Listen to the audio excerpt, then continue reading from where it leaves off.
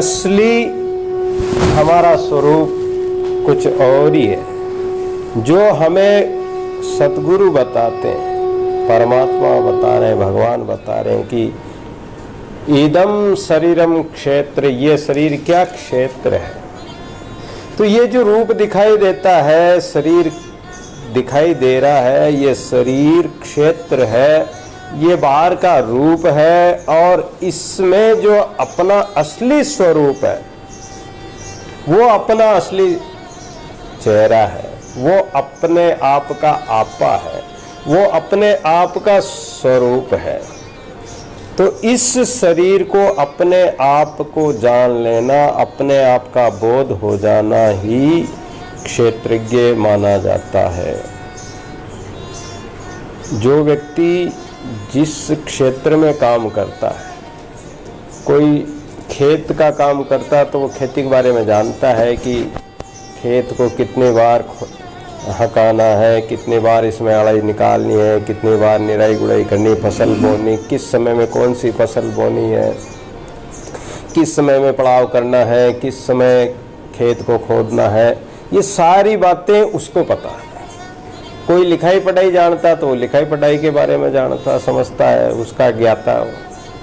कोई बिजली इत्यादि सामान के बारे में जानता तो वो उसके बारे में, कोई लकड़ी का काम जानने वाला तो वो उसके बारे में जानता, तो उसको पता है कि कौन सी लकड़ी किस समय काम आएगी, किस चीज़ बनाने में काम आएगी, और कौन सी लकड़ी मजबूत है जो ज़्यादा समय तक टिक सके, तो वो वैसा ही उसका आकार रूप बनाएगा।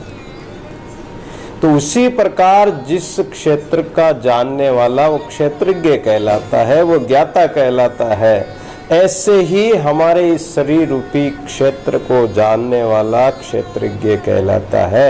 और भगवान इसी बात पर जोर दे रहे हैं कि तू क्षेत्रज्ञ बन, तू इस शरीर का ज्ञाता बन, जो अपना बाहर का रूप जो दिखाई देता है, बाहर के रूप जो दिखाई देते हैं, बाहर के रूप में हम अलग अलग रूप देखते हैं।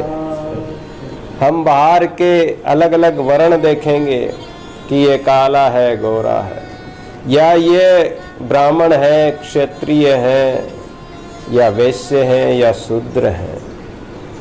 हम अलग अलग चीज को देखने वाले, अलग अलग रूप वर्ण आकार को देखते हैं, लेकिन हमारा असली स्वरूप परमात्मा का स्वरूप है, हमारा आत्मा का स्वरूप है। और आत्मा का स्वरूप निसंग है, असक्त है, असंग है। कारण कि बाहर का रूप के साथ तो कई संबंध है, कई संगी संबंधी, साथी, मित्र, दोस्त, परिवार, कुटुंब, कबीला का संबंध है, लेकिन आत्मा के साथ इन किसी का संबंध नहीं है। ना पुत्र का संबंध है, ना पत्नी का संबंध है, ना पति का है, ना माँ बाप का बेटे का, और कोई जो भी संबंध मानते हो संसार में, वो कोई संबंध नहीं। आत्मा जो असली रूप है, जैसे मिट्टी का घड़े से कोई मतलब नहीं, घड़ा फूट कर कहाँ जाएगा, वापस मिट्टी तो बनेगा। करवा फूट कर वो भी मिट्टी बनेगा, कुंडा भी फूटेगा तो मिट्टी बनेगा। तो उसका असली रूप तो मिट्टी है। उस मिट्टी में ना तो कुंडा है, ना करवा है, कोई आकार नहीं। सोने के कितने आभूषण बनाते, माता मैंने आभूषण पहनती है, तो कोई सिर का है, कोई गले का है, कोई हाथ का, कोई अंगूठी है, कोई नाक का है, कोई कान का है, कोई पैरों का, चाहे कैसा भी हो सोने चांदी के आभूषण। तो सोने में आभूषण नहीं है, आभूषण हमने बनाए हैं, वो तो सोना ही है। एक कोई पुजारी था, भगवान के मंदिर का पुजारी, संपन्न मंदिर था, गणेश जी का पुजारी था, और गणेश भगवान के मूर्ति, गणेश जी का वाहन चूहा होता है, और वो चूहा नीचे रहता है। जो भगवान है गणेश जी, उनका सिंहासन लगा हुआ था, लेकिन समय का कोई भरोसा नहीं, समय कब पलटी मार जाए इसका कोई पता नहीं।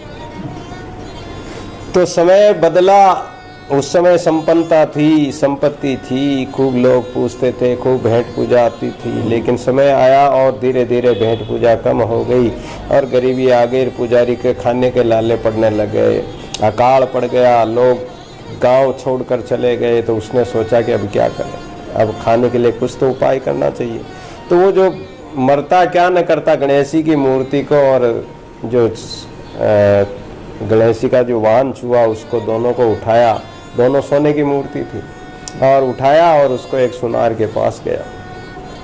सुनार के पास ले जाकर बोला कि भाई सुनार, मेरे ये मूर्ति और गणेश जी की जो सवारी है उसको बेचना है।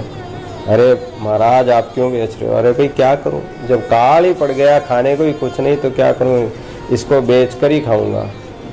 अब यहाँ भी एक बहुत बड़ा रहस्य है कि काल पड़े जब वो मूर्ति बेच खावे तो वो देवता कहाँ गया? अगर उसमें देवता था तो कहाँ गया फिर वो देवता? या तो देवता था ही नहीं, था तो फिर कहाँ गया? तो ये फिर झूठे पाखंडी है, ये मूर्ति पूजा वगैरह, ये दिखावा, ये सब एक पाखंड है। हाँ भावना में है, ठीक है, भावना से हम पूजते हैं, भावना से हम पूजा करते हैं, भाव में भगवान बसता है तो फल भी मिलता है। तो वो मूर्ति को लेके सुनार के पास गया। सुनार ने कहा कि महाराज आप मूर्ति को बेच रहे हो? हाँ भाई बेचना है, क्या करूं? तो वो तोला मूर्ति को तोल के देखा तो मूर्ति के वजन के हिसाब से उसके पैसे बता दिए कि भाई इसके 500 रुपये। अब जो गणेश जी की मूर्ति, वो चूहा जी की मूर्ति थी, वो भी सोने की थी, उसको तोला तो वो भी लगभग गणेश जी की मूर्ति के बराबर ही थी, तो उसके भी बता दिया कि 500 रुपये। तो वो पुजारी बढ़ गया। पुजारी कहने लगा कि अरे सुनार तेरी बुद्धि तो ठीक है कि नहीं? अरे बोले तेरे को पता ही नहीं, ये गणेश जी महाराज है, रिद्धि सिद्धि के दातार है, इनकी रेट 500 रुपये, जो चूहा है जिसकी रेट भी 500 रुपये, वो तो चूहा है, चूहा को और गणेश जी को तू बराबर ही कर दिया। तो सुनार बोला महाराज मेरी दृष्टि में ना तो गणेश जी है ना चूहा है, मेरी दृष्टि में तो सोना, मैं तो सोने की रेट कर रहा हूँ, वजन की रेट कर रहा हूँ कि भाई ये मूर्ति इतने तोड़े की है, ये मूर्ति इतने तोड़े की है, तो जितने तोड़े की उस हिसाब से मैं रेट बता रहा हूँ, रकम बता रहा हूँ, इसकी कीमत कर रहा हूँ। मैं सोना देख रहा हूँ, मैं मूर्ति ये नहीं देख रहा हूँ। पुजारी की दृष्टि में वो मूर्ति भगवान है, वो स्वामी है, मालिक है, और चूहा है वो तो नौकर है, वो तो उनका सेवक है, उनके सवारी है, तो उसकी कीमत ये कैसे हो सकती? व्यवहार काल में हम देखें तो ऐसा हो नहीं सकता। लेकिन अगर ज्ञान दृष्टि से देखो तो वो गणेश जी की मूर्ति, सोने की मूर्ति भी एक ही है, सोना है, और चूहा राम जी भी मूर्ति में उसमें भी सोना ही है, तो सोना है। तो सोने के आभूषण चाहे कितने ही बना लो, मिट्टी के कितने खिलौने बना लो, आकार बना लो, सूत के कितने ही वस्त्र बना लो, है तो उसमें सूत का सूत। तो इसलिए हमारा जो असली स्वरूप है वो हमारी आत्मा है, वो हमारा अंतरात्मा है, वो हम परमात्मा का स्वरूप है, वो ही परमात्मा है। हम कहते नहीं कि परमात्मा कहाँ रहता है, कि हमारे घट में। अब हमारे घट में रहता तो रहता कहाँ? वो हमारी आत्मा ही तो है, वो हमारा स्वरूप ही तो, वही तो परमात्मा है। तो इसको जानने वाला क्षेत्रज्ञ कहलाता है। और क्षेत्रज्ञ वही है कि वो अपने आप का बोध कर ले। जिसको गुरु ज्ञान का बोध नहीं, तो अपने आप का बोध नहीं तो गुरु ज्ञान क्या करे या गुरु क्या करे? तो अपने आप का बोध, अपने आत्म स्वरूप को जानना। आपा जान साईं को जाने तब कतनी सब साची। आपा अपने आप को जान जाए फिर कथन करे, फिर उसकी बात का असर होता है। हम तो खूब कथा सुनाते हैं, खूब कथा करते हैं, लेकिन एक भी कोई चेलो के साधु न बने, एक भी नहीं सुधरा। और दादू जी महाराज एक शब्द, एक के शब्द उधरे जन सहजे जागे, एक शब्द से उद्धार हो जाता था, एक शब्द से। कहते हैं कि रज्जब जी महाराज का एक दोहा आता है, और एक गरीबदास जी महाराज दादू जी महाराज के शिष्य हुए, तो इनका मिट गई खेचातान, एक शब्द में उधरे, एक शब्द में ही मिट गई खेचातान रज्जब जी महाराज की, बखना जी महाराज की, एक शब्द में ही उनकी खेचातान मिट गई। और बाकी तो बक बक चाहे कितने ही शब्द बोलो, उससे कोई कुछ नहीं होने वाला। तो जो इस बोध को जान गया, इस ज्ञान को जान गया, अपने आप का अनुभव हो गया, और अपने आप को जानना ही अनुभव कहलाता है। और अपने आप को जान लिया तो वो सर्वत्र सब जगह वो उस परमात्मा को देखेगा। और भगवान कहते भी हैं कि ईश्वर अंश जीव अविनाशी चेतन अमल सहज सुख राशि, तू मेरा ही अंश है, मेरा ही स्वरूप है, मेरा ही हिस्सा है। अग्नि जल रही हो और उसमें से एक अंगारा निकाल लो, तो अंगारे में जो अग्नि है और जो जल रही अग्नि वो दोनों एक ही है, उसी का अंश। चिंगारी निकलती है, छोटी सी चिंगारी निकलती तो वो भी उसी अग्नि का स्वरूप है, उसी का अंश है। ऐसे ये जितने भी आत्माएं हैं, जितने भी प्राणी मात्र है, जीव मात्र है, ये सब उसी का स्वरूप है। इसलिए अपने नेत्र मन बुद्धि के द्वारा जीवात्मा जो देखता है, देखने वाला है, ये परमात्मा को देखे, आत्मा को देखे। अगर रूप को देखेंगे तो अनेक रूप दिखाई देंगे, अनेक वर्ण दिखाई देंगे, और उससे फिर शत्रुता भी होगी, मित्रता भी होगी, किसी से अपनापन होगा और किसी से परायापन भी होगा, अपना पराया भी होगा। और अगर आत्मदृष्टि से देखेंगे तो अपना सब कुछ आप ही है, परमात्मा रूपी देखोगे। आत्म भाई जीव सब एक पेट परिवार, दादू मूल विचारे तो दूजा कौन गंवार। तो उस क्षेत्रज्ञ का स्वरूप क्या है आगे भगवान बता रहे हैं। क्षेत्रज्ञं चापि मां विधि सर्वक्षेत्रेषु भारत, क्षेत्र क्षेत्रज्ञयोर्ज्ञानं यत् जिज्ञानम मतम मम। हे भरत वंशोद्भव अर्जुन, अर्जुन को भगवान कह रहे हैं कि हे भरत वंशोद्भव, यानी भरत राजा भरत हुआ और उसका वंश में जो उद्भव करने वाले, उस वंश को उठाने वाले, उस वंश का नाम करने वाले अर्जुन, भगवान स्वयं महिमा कर रहे हैं कि तू संपूर्ण क्षेत्रों में क्षेत्रज्ञ मेरे को ही समझ, और क्षेत्र क्षेत्रज्ञ का जो ज्ञान है वही मेरे मत में ज्ञान है। भगवान ने कितनी बड़ी बात बता दी कि ये क्षेत्रज्ञ का जो ज्ञान है, क्षेत्रज्ञ तू मुझे ही जान, यानी आत्म रूप से परमात्मा हमारे अंदर विराजमान है, और उसको ज्ञान को जो जान ले, और उस ज्ञान को जानने वाला ज्ञाता या जो उस ज्ञान का स्वरूप है वो परमात्मा ही है, अपना आत्मा ही परमात्मा है। भगवान ये कहना चाह रहे हैं। तो तू मेरे को क्षेत्रज्ञ जान ले, तेरा शरीर क्षेत्र है और मैं क्षेत्रज्ञ हूँ, यानी मैं आत्म स्वरूप से तेरे अंदर बैठा हूँ, तो मैं ही तेरा स्वरूप असली स्वरूप हूँ। और जो तू कुछ भी जानता तो मेरे से ही जानता है, मेरे द्वारा ही जानता है, मेरे द्वारा ही देखता है, मेरे द्वारा ही खाता है, मेरे द्वारा ही तू अनुभव करता है। शरीर के अगर कुछ चुभोगे तो, सूल चुभोगे तो उसका भी जो दर्द होगा तो वो उसका अनुभव भी तो मेरे द्वारा ही करेगा, आँख से देखेगा मेरे द्वारा ही, और इंद्रियों का जो अनुभव है वो भी मेरे द्वारा ही होगा। लेकिन इंद्रियों को अगर तू दुरुपयोग करेगा तो उसका प्रतिफल तुझे स्वयं को भोगना पड़ेगा। आँख देखती है, अगर ये गलत देखती है तो इसका प्रतिफल, इसका जो पाप रूप है, इसका जो भुगतान वो खुद को करना पड़ेगा, क्योंकि तूने बुरा देखा। मैंने तो तेरे को आँख देखने के लिए दी कि तू अच्छी दृष्टि से देख, आत्म दृष्टि से देख।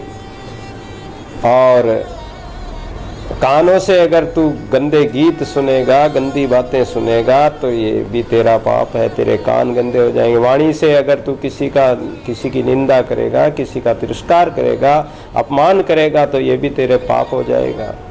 इसका भुगतान तुझे खुद को ही करना पड़ेगा। तो इंद्रियों के द्वारा जो हम कुछ भी करते हैं, परमात्मा निर्लेप रहता, रहे न्यारा सब करे, काऊ लिप्त न होए, आदि अंत भाने गड़े, ऐसा समरस होए। वो परमात्मा हमारे अंदर रहते हुए भी, रोम रोम में रमा हुआ, कण कण में समाया हुआ है, लेकिन फिर भी वो परमात्मा निर्लेप रहता है, वो अलग रहता है, वो हमारे अंदर लिपायमान नहीं होता है। जैसे आपने देखा होगा तालाब में कमल का फूल हो और कमल के पत्ते जो खिलते हैं, तो उस पत्ते पर अगर पानी की बूंद डालो तो वो पानी उस पर ठहरता नहीं है, फिसल जाता है। तो उसी प्रकार वो जल, उसी कीचड़ में वो कमल का फूल पैदा होता है, उसी जल में पैदा होता है और उसी से बढ़ता है, उसी से बड़ा होता है और उसी का रस लेता है पानी का, और लेकिन फिर भी उसमें रहते हुए वो अलग रहता, निर्लेप रहता है। इसी प्रकार परमात्मा हमारे अंदर रहते हुए हमारे रोम रोम में रमे हुए हैं, समाये हुए हैं, फिर भी वो अलग है, वो निर्लेप है, वो किसी में लिपायमान नहीं होता। ऐसे ही संत महापुरुष भी संसार में तो रहते हैं, जैसे नाव पानी में चलती लेकिन पानी नाव में नहीं रहना चाहिए, तो संत संसार में रहते हैं लेकिन उसके अंदर पानी नहीं होता है, वो विषय वासना का जल नहीं भरने देते हैं। अगर नाव में पानी भर जाएगा तो डूब जाएगी। ऐसे ही हमारे अंदर भी अगर ये संसार का जो पानी विषय वासना भर जाएगी, मात पिता युवती सुत बांधो आए मिलो इनसे संबंधा, जैसे संसार का जो भार कर्म विक्रम करे तिनके हित नित भार धरे नित अपन कंधा, संसार का जो भार हमारे कंधे पर ला देंगे तो अगर हम फिर तैरना चाहें भार बांध कर तो तैर नहीं सकते। अगर तैरना है तो हल्का होना पड़ेगा, वजन को हटाना पड़ेगा, वजन को उतारना पड़ेगा। तो ये जो परिवार का मोह है, ममता है, राग है, आसक्ति है, इसके कारण हम डूबते हैं, हमारा पतन होता है। तो इस भार को चाहे शरीर, संसार, परिवार, कुटुंब, कबीला कोई भी हो, ये भार रूप है।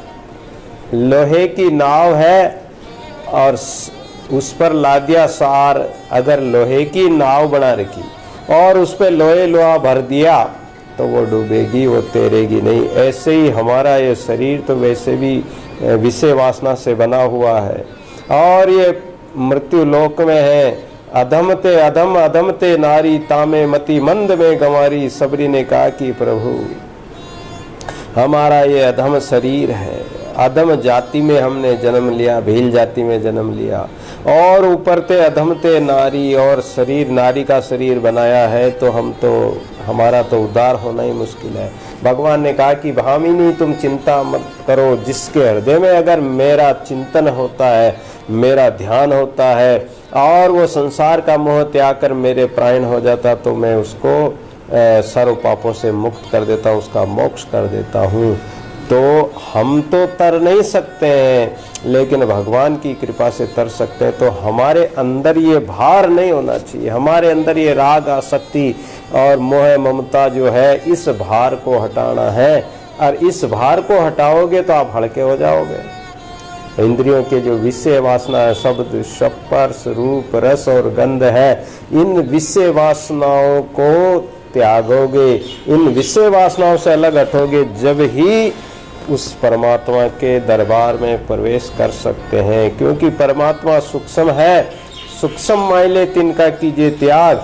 तो उस सूक्ष्म में मिलना है तो इन सूक्ष्म वासनाओं का भी त्याग करना है। इंद्रियों की जो वासनाएं हैं, इंद्रियों के जो विषय हैं, इनको भी त्याग करना। बाह्य स्थूल विषय है, उनको भी त्याग करना। वाणी से झूठ कठोर बोलते हैं, किसी की निंदा करते हैं, तन से चोरी जारी हिंसा करते हैं, तो ये सब चीजें समझने की है। भगवान अर्जुन को तो कह रहे हैं, अर्जुन तो भगवान का शिष्य था और नर नारायण का रूप था, उनका तो एक माध्यम बनाया भगवान ने।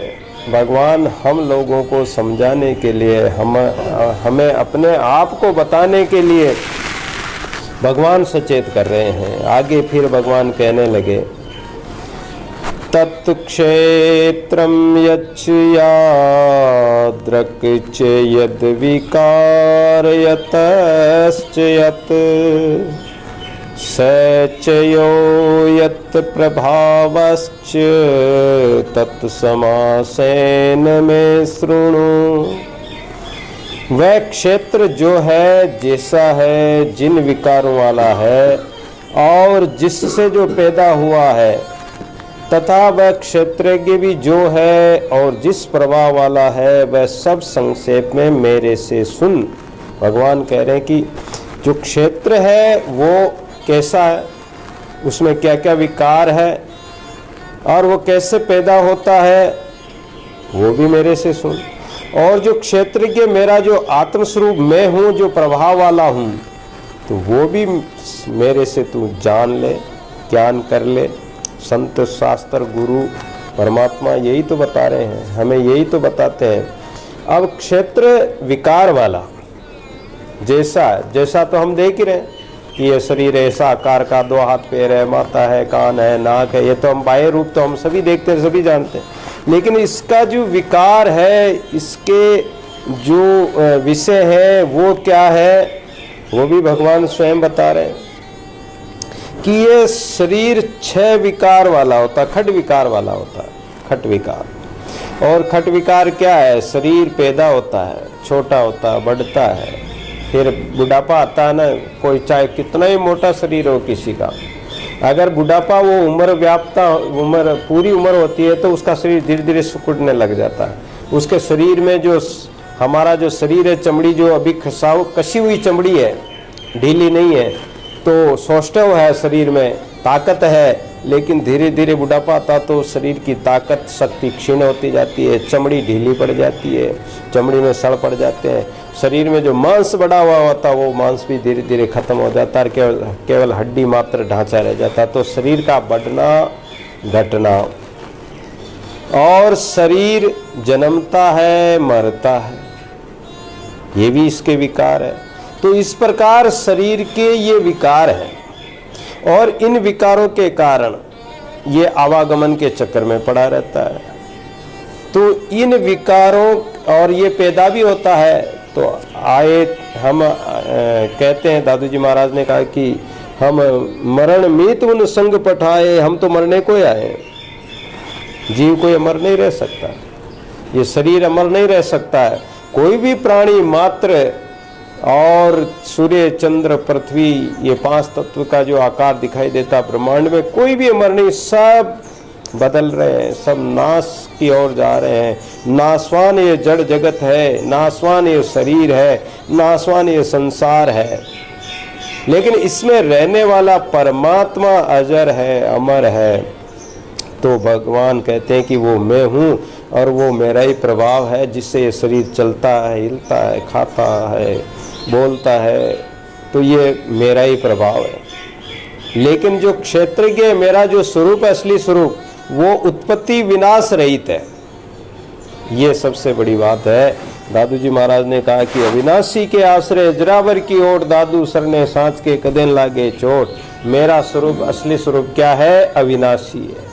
मेरा न तो जन्म होता है, न विनाश होता है। जिसका जन्म ही नहीं होगा तो मरेगा ही क्या? जो जन्मे सो मर जाए, चूड़ा देवरा ढह पड़े, जो जन्मे सो मर जाए। तो जो जन्मता वो मरता है। मकान बनाया तो एक दिन ढहेगा, साल, 2 साल, 20 साल, 50 साल, 100 साल, 200, 500, 1000 साल पीछे तो गिरेगा ही। लेकिन ये मकान, चुने बाटे के मकान, तो फिर भी इसकी कुछ सीमा हो सकती है, उसका कुछ भरोसा कर सकते हैं। लेकिन शरीर का तो कोई भरोसा ही नहीं, ये तो कभी भी जा सकता है, जाता है। कहीं गाड़ी, कहीं गार्डन जाए, कहीं गार्डन की करे दादू जीवन नाय, कहीं जाले, कहीं जालन जाए, कहीं जालन की करे दादू जीवन नाय, कोई भरोसा नहीं। लेकिन परमात्मा जन्म मरण से रहित, जामे मरे सो जीव है, रमता राम न होई। जो जन्मता और मरता है वो तो जीव है, और जो रमता राम है वो तो जन्म मरण के चक्कर में आता ही नहीं। तो उत्पत्ति विनाश रहित है वो परमात्मा, जो अपना स्वरूप है। यार फिर भी हम अपने आप को क्या मानते कि मैं तो जन्मता हूँ, मैं तो मरता हूँ, मुझे दुख है, मुझे सुख है, मुझे ये कष्ट है। अरे जब तू उत्पत्ति विनाश से रहित है तो अविनाशी है। शुद्धोसी, बुद्धोसी, निरंजनोसी, संसार माया विवर्जितोसी। तू तो न तो उत्पन्न होता, न विनाश होता। तेरा आत्मा तो अजर अमर है। तू शुद्ध है, बुद्ध है, लेकिन वो अपने आप को नहीं जानने के कारण वो अपने आप को जन्म मरण वाला मान लेता है। तो अतः भगवान ने उसके स्वभाव का अलग से वर्णन न करके स्वरूप के अंतर्गत ही कर दिया कि क्षेत्र के साथ अपना संबंध मानने के कारण ही क्षेत्र में इच्छा होती है, द्वेष होता है, विकार उत्पन्न हो जाते हैं, सुख दुख द्वंद्व पैदा हो जाते हैं, हर शोक पैदा हो जाता है, हानि लाभ मानने लग जाता है। क्षेत्रज्ञ, जो क्षेत्रज्ञ तो मानेगा नहीं, उसमें तो है नहीं, लेकिन क्षेत्र जो शरीर है इसके साथ तादात्म्य कर लेता है, शरीर के साथ अपनापन मान लेता है कि मैं ही हूँ, ये शरीर ही मैं हूँ।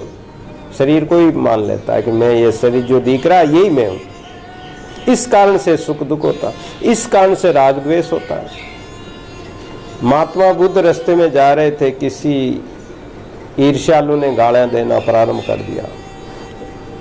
महात्मा बुद्ध उनकी तरफ देखा ही नहीं, ध्यान ही नहीं दिया, चलते रहे। उनको जैसे कुछ का ही नहीं हो या उन्होंने सुना ही नहीं हो, इस प्रकार सुनते हुए भी इस प्रकार निकल गए। शिष्य बोले, महाराज ये लोग आपको गालियां दे रहे हैं, महाराज आपने कुछ कहा ही नहीं। आगे गए तो उस समय महाराज कुछ नहीं बोले। महाराज आगे गए तो एक जलेबियां लेकर, एक थाल लेके एक व्यक्ति खड़ा था। लो महाराज जलेबियों का थाल लो, आप प्रसाद पाओ, महाराज भोग लगाओ। महात्मा बुद्ध ने वो प्रसाद लिया और सबको खिलाया। दादू जी महाराज ने भी जलेबियां खिलाई थी, ऐसे उन्होंने भी खिलाई। आगे कोई और वस्तु सोने चांदी मोहरे लेके आए, महाराज ये आपके अर्पण करता हूँ। बुद्ध भगवान ने कहा कि हमें नहीं चाहिए, किसी बांट दो गरीबों को। दादू जी महाराज के पास भी अकबर ने सोना चांदी आभूषण मोहरे इत्यादि हीरे जवाहरात भेंट किए। महाराज ने कहा कि हमें नहीं चाहिए, ले ले, जिस चीज की हमें जरूरत नहीं उसको लेकर क्या करेंगे। तो शिष्य बोले, महाराज वो गालियां दे रहा था और आपने महाराज कुछ जवाब ही नहीं दिया। बोले कि हमें उन गालियों की जरूरत ही नहीं तो हमने ली नहीं, और जिस चीज की हमें जरूरत नहीं हमने ली नहीं, तो वो वस्तु किसके पास रहेगी कि जिसके पास थी वस्तु उसी के पास रहेगी। तो हमने गालियां ली नहीं तो वो किसके पास रही, उसके कार्ड निकालने वाले के पास ही तो रही, हमने ली नहीं ना। और हम ले लेते हैं, हमें कोई गाली निकाल दे, हमें कोई अपशब्द बोल दे तो हम उससे लड़ने लग जाते हैं। क्यों लड़ने लग जाते हैं? कि हमारा शरीर में अध्यास है, हमारा शरीर में अपनापन है, हम शरीर को ही हम मानते हैं, मैं मानते हैं कि मैं ही हूँ, ये शरीर ही मैं हूँ। तो मुझे गाली दी तो मुझे दुख होगा, मेरी प्रशंसा करी तो मुझे सुख होगा, मेरे अनुकूल कोई है तो मुझे अच्छे लगेंगे और प्रतिकूल है तो बुरे लगेंगे। तो वो सुख दुख हानि लाभ मेरे शरीर के साथ ही हो रहा। शरीर के संबंध से पत्नी मर गई तो दुख, पति मर गया तो दुख, बेटा मर गया तो दुख। एक सेठ अपनापन माना, अपना और पराया माना तो दुख हुआ या सुख हुआ। रास्ते में बहुत सारे एक्सीडेंट होते हैं, हम देख के निकल जाते हैं, वाह मर गया होगा, कोई मर गया होगा, हम एक आंसू ही नहीं आता। और अगर अपना वहाँ कोई मर जाए तो हालत खराब हो जाती है, वो उसके साथ ही मरने को तैयार हो जाए। किसी के छाती पीट पीट के रोए, माथा ठोक ठोक के दीवार के माथा फोड़ ले, ऐसे ऐसे रोए। तो एक सेठ का लड़का विदेश में कमाने के लिए गया, बहुत समय निकल गया, साल भर निकल गया। सेठ को भी याद आने लगी, पुत्र को भी याद आने लगी कि अब तो घर चलना चाहिए, लेकिन कमाने गया, दूर गया तो कैसे जाए। अब याद तो आ रही थी, लेकिन काम का लोभ, स्वार्थ, धन का लोभ के कारण सेठ भी नहीं जा पा रहा था, वो भी नहीं जा पा रहा था। लेकिन आखिर हद हो गई कि अब तो चलना ही पड़ेगा, नहीं रहा गया।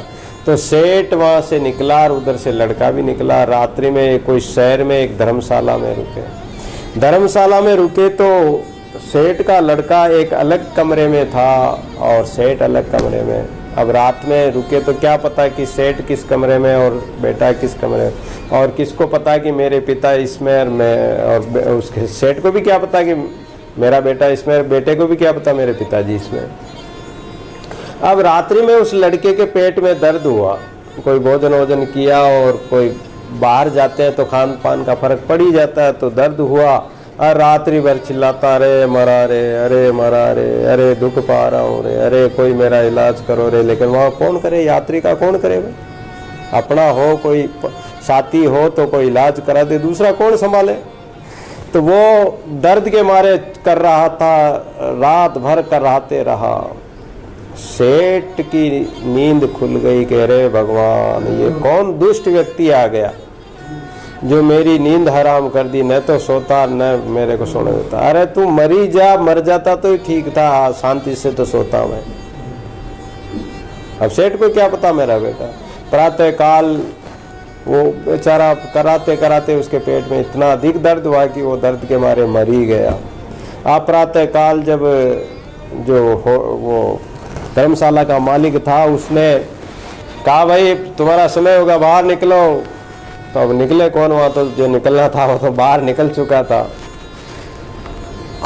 दरवाज़ा तोड़ के अंदर देखा तो मरा हुआ, बाहर निकाला, अरे भाई कौन यात्री था, ये कहाँ का था। उस समय कोई ऐसा आइडिया वगैरह जानकारी तो थी नहीं, उस समय तो बस विश्वास पे काम चलता था। तो उसको लोग इकट्ठे हो गए, देखने लगे और कहने लगे कि अरे ये किसका, कौन कहाँ का था भाई, पता करो, पहचानते हो। तो सेठ भी बाहर निकला, देखा भीड़ भाड़ हो रही, क्या हुआ, अरे रात में एक यात्री चिल्ला रहा था दुख के मारे, दर्द के मारे, और मर गया।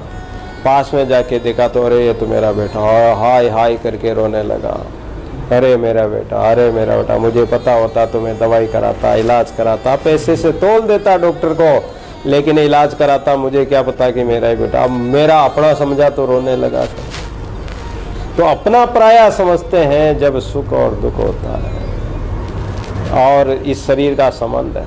लेकिन आत्मा के साथ तो आत्मा का न कोई बेटा है, ना बेटी है, ना पत्नी है, ना पुत्र है, ना पति है, ना माँ बाप है, ना कोई है। तो आत्मा में कोई कुछ नहीं है। आत्मा असंग है, ऐसा मतलब उसमें राग आसक्ति रखो ही मत। तो इस प्रकार जो जान जाए वो क्षेत्रज्ञ है, उसमें कोई अपना पराया नहीं, सुख दुख नहीं, हानि लाभ नहीं। आगे फिर भगवान कहते हैं, ऋषि भीर बहुधा गीतम छंदो भीर विविधे पृथक ब्रह्मसूत्र पदेश्चैव हेतु मधीर विनिश्चिते। ये क्षेत्रज्ञ का तत्व ऋषियों के द्वारा बहुत विस्तार से कहा गया तथा वेदों की ऋचाओं द्वारा बहुत प्रकार से कहा गया। बड़े बड़े ऋषि मुनियों ने भी इस क्षेत्र और क्षेत्रज्ञ का, आत्मा और परमात्मा का, जीव आत्मा का और परमात्मा का वर्णन किया, बहुत विस्तार से किया। अपने अपने अनुभव से हर ऋषि ने, महात्मा ने कोई कोई ग्रंथ रच के किया है। और वेदों के द्वारा भी, वेदों की जो ऋचाएँ हैं उसमें भी विस्तार से वर्णन है। और युक्ति युक्त एवं निश्चित किए हुए ब्रह्म सूत्र के पदों द्वारा भी कहा गया है इस क्षेत्र और क्षेत्रज्ञ का वर्णन। वैदिक मंत्रों के दृष्टा, शास्त्रों, स्मृतियों, पुराणों के रचयिता, ऋषि मुनि, शास्त्र स्मृति के द्वारा इसको वर्णन किया। जड़ चेतन, सत असत, ये जड़ है, ये चेतन है। ये पांच तत्व तो जड़ है, ये जितने भी आकार दिखाई देते हैं ये जड़ है। इसमें जो बोलने वाली शक्ति है, चलने वाली शक्ति, वो चेतन है। ये संसार जो है ये जड़ जगत है, लेकिन इसमें जो रमने वाला परमात्मा वो चेतन है। सत्य असत, ये संसार सत्य नहीं है, ये झूठा है, ये नाशवान है, और इसमें रहने वाला परमात्मा सत्य है।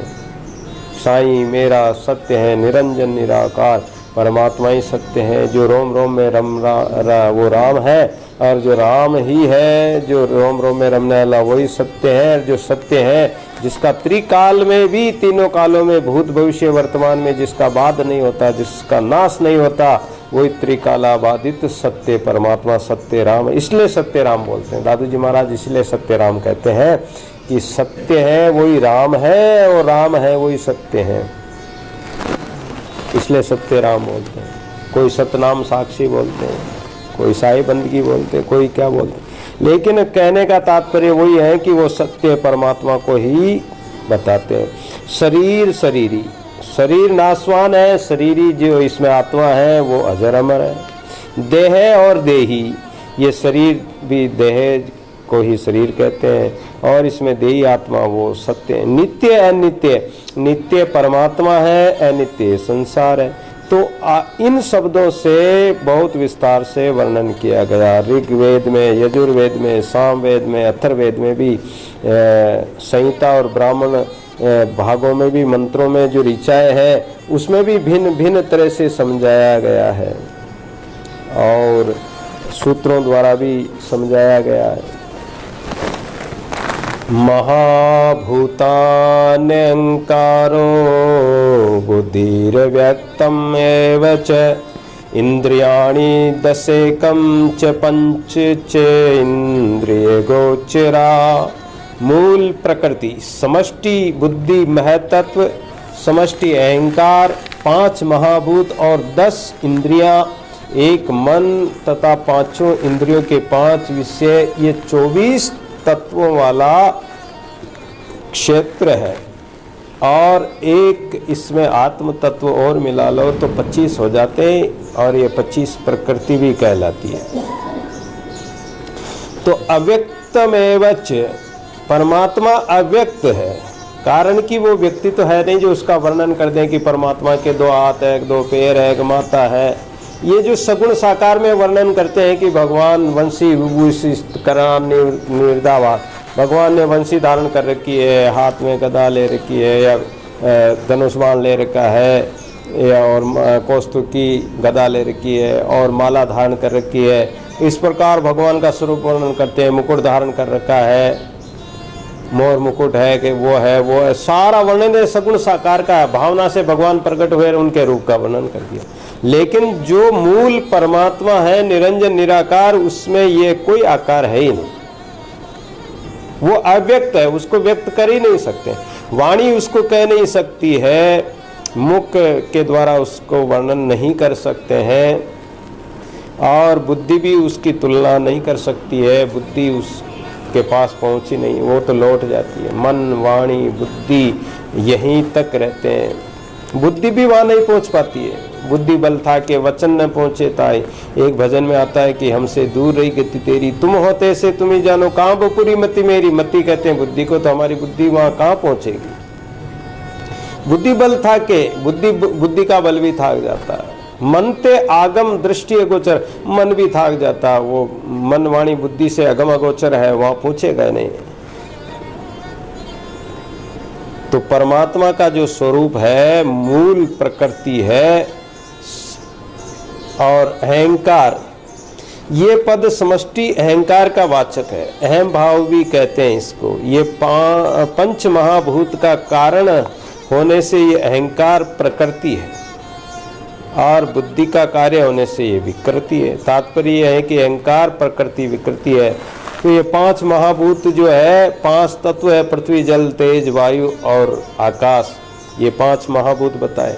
इनके भी 5 महाभूत 2 प्रकार के होते हैं, एक पंचीकृत और एक अपंचीकृत।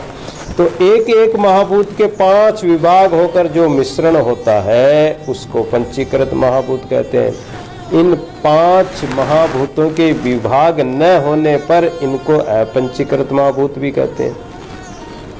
ये क्या वेदांत का विषय है, और वेदांत के विषय को समझना कोई सूक्ष्म बुद्धि हो, ज्ञानवान बुद्धि हो, और नित्य प्रति सत्संग करते हो, वही समझ सकते हैं। बाकी हर किसी के समझ से परे की बात है। और यहाँ इन्हीं अपंचीकृत महाभूतों का वाचक महाभूतानि पद भगवान ने कहा। इन 5 महाभूतों को 5 तन्मात्राएं तथा सूक्ष्म महाभूत भी कहते हैं। 10 इंद्रियां हैं, मन और शब्दादि 5 विषयों के कारण होने से ये महाभूत प्रकृति है। 25 प्रकार की प्रकृति कहलाती है। अहंकार के कार्य होने से विकृति है। तात्पर्य ये 5 महाभूत प्रकृति और विकृति के सहारे रहते हैं। इंद्रियाणी 10 इंद्रियां हमारी, 5 तो ज्ञान इंद्रियां और 5 कर्मेंद्रियां। तो 5 ज्ञानेंद्रियां कौन है? एक तो हमारा श्रोत्र है, हमारा कान है, ये सुनने का ज्ञान करता है। हमारी त्वचा है, स्पर्श का अनुभव करती है। हमारे नेत्र देखते हैं।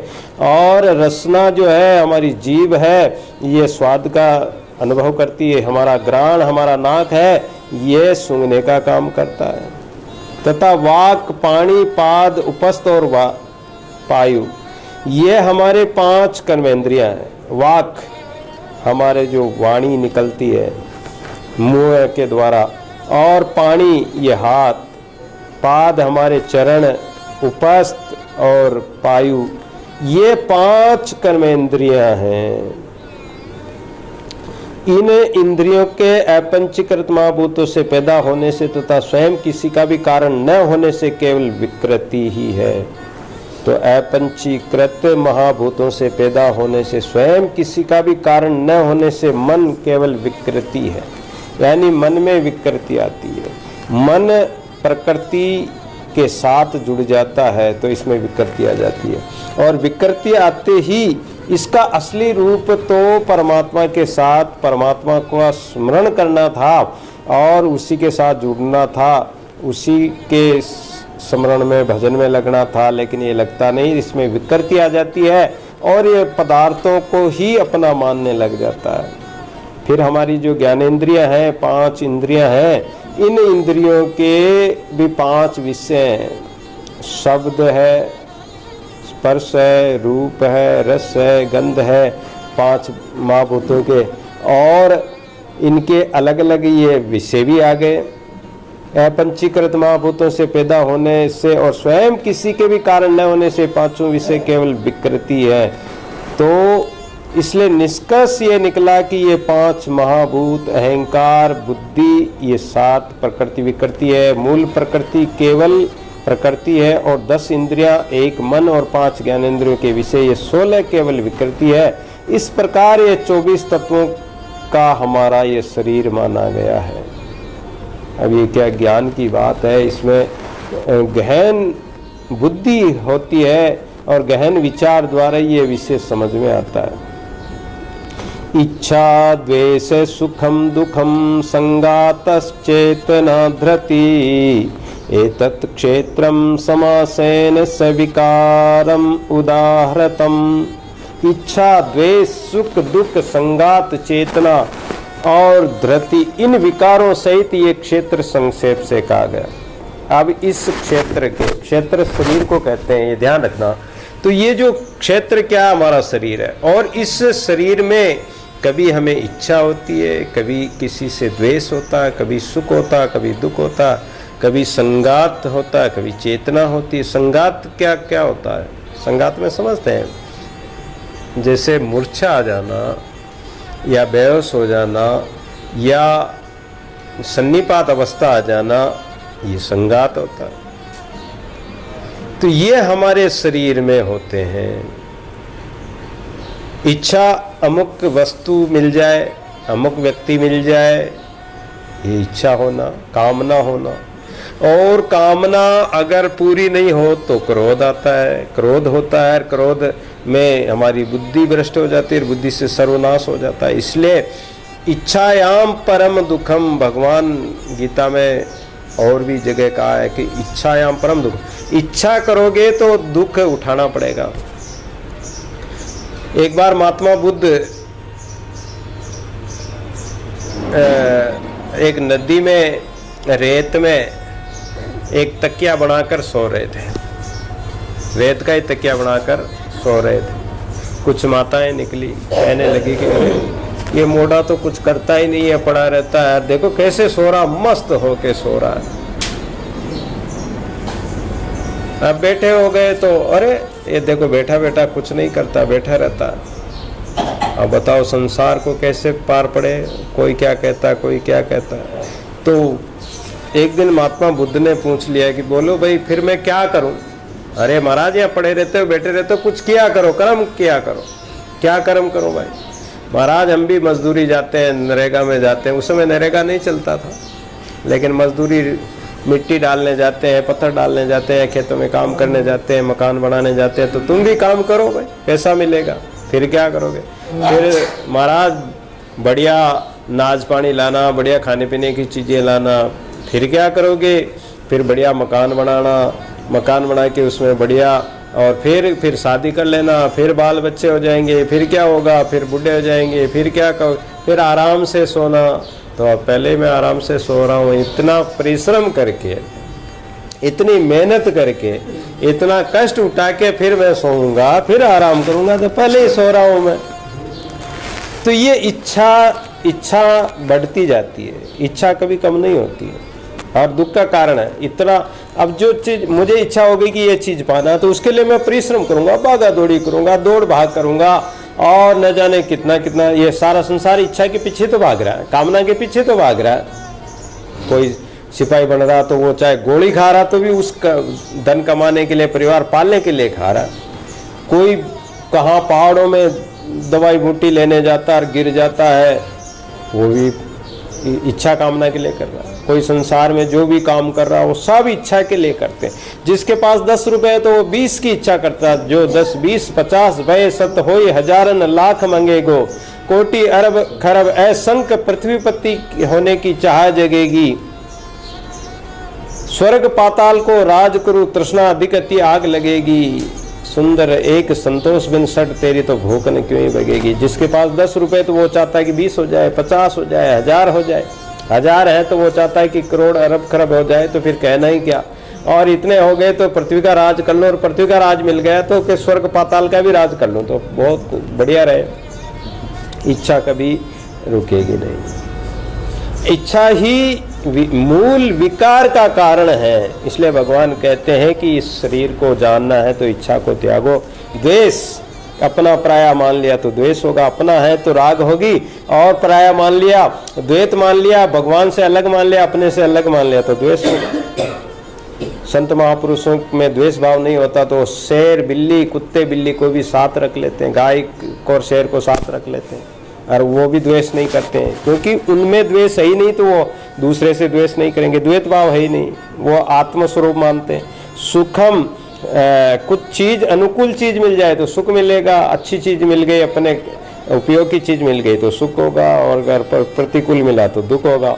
संगात, संगात कहते हैं कि हमारे शरीर में जैसे मूर्छा आ जाना, बेहोशी हो जाना, तो ये भी इसके कारण भी ये भी शरीर का विकार है।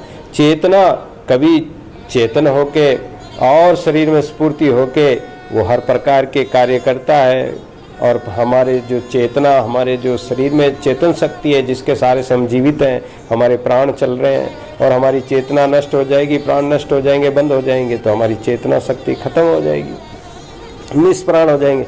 धृति, इसमें धारण शक्ति करने की बुद्धि है। धृति यानी धैर्यता, गंभीरता, ये बहुत बड़ी बात है। मनुष्य में धैर्यता आना बहुत बड़ी बात है। धर धुकड़ धरती से बाढ़ से बन रहा है, कटु वचन तो संत से और सहन जाए। धैर्य पूर्वक हर चीज को सहन करना, सुख आए दुख आए, हानि हो लाभ हो हर्ष हो, इन चीजों में कभी भी उग्र नहीं होना। चाहे धन कितना ही आ जाए तो अभिमान नहीं करना चाहिए, गरीबी आ जाए तो भी उसमें दुखी नहीं होना चाहिए। तो हर स्थिति में एक रस जो रह जाए, अनुकूल प्रतिकूल स्थितियों में, वो ही संत है, वही समबुद्धि है, वही महापुरुष है, और वही ज्ञानवान है। गीता का ज्ञान भी है कि हे अर्जुन, तू समता बुद्धि धारण कर, समबुद्धि धारण कर। और जो समबुद्धि धारण करता है वो परमात्मा के रूप यानी परमात्मा का स्वरूप हो जाता है, वो क्षेत्र के हो जाता है, वो क्षेत्र शरीर नहीं रहता, वो फिर आत्मरूप हो जाता है। और संत महापुरुष आत्मरूपी होते हैं तो उनके जीवन में चाहे सुख आओ, चाहे दुख आओ, चाहे कोई भी कुछ हो जाओ, घटना घट जाओ, लेकिन वो सुखी दुखी नहीं होते हैं। और जो इस प्रकार रहते हैं, इस प्रकार सम अवस्था में रहते हैं, समभाव में रहते हैं, तो उनको सुख दुख होगा ही नहीं, उनको इच्छा होगी नहीं, कोई कामना होगी नहीं, हानि लाभ होगा ही नहीं, हर सुख होगा ही नहीं, तो वो एक रस रहकर परमात्मा स्वरूप ही हो जाते। इसलिए संत महात्माओं को हम भगवान का रूप मानते हैं, और परमात्मा स्वरूप अपना असली स्वरूप भी वही है जिसमें ये विकार नहीं होते हैं। और रूप में तो विकार होंगे, रूप देखेंगे तो काला भी होगा तो गोरा भी होगा, अच्छा भी होगा तो बुरा भी होगा, और स्वरूप में ये विकार नहीं है। तो हमारा असली स्वरूप क्या है? आत्म स्वरूप है, आत्मा का रूप है, परमात्मा का स्वरूप है। इसी के साथ वाणी को विश्राम देते हैं। सत्य राम साक्षी सर्वाधार, अज अविनाशी अपरंपार। सत्य राम साक्षी सर्वाधार, अज अविनाशी अपरंपार। अज अविनाशी